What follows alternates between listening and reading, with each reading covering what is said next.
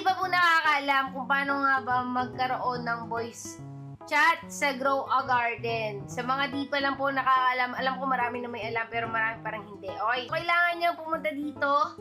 Hanapin nyo lang yung settings. Yan, sa may settings, punta kayo sa privacy and content restriction.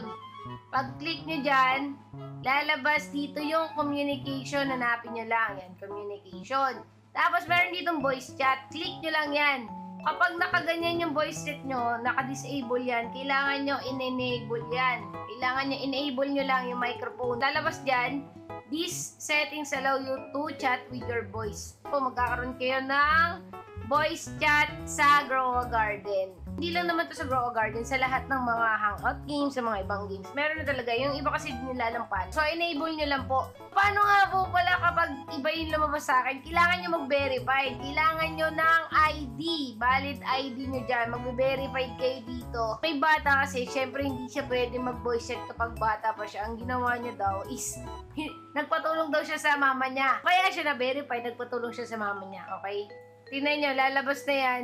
What if naman, Ate Shola, kung naka-verified na ako, tapos wala pa rin akong mic sa Grow a Garden?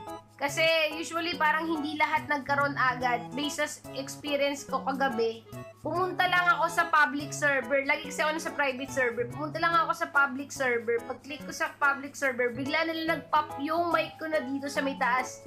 Nag-pop na lang siya kasi, ewan ko, nagulat na lang din ako. Nagkaroon siya ng mic. Yun.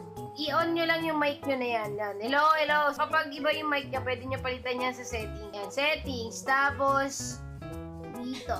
Yan. Microphone. Input device. Papalitan nyo dyan. Okay? Dyan nyo papalitan. Tignan nyo, meron na akong mic. Okay, Ted. Ski! Makikita nyo yan kapag may mic na sila. Ayan, may mic na sila dito. Lahat yun may mic. Tumatalon daw to pag tumatanggap ng T-Rex. Talon nga ako tumatanggap ng T-Rex.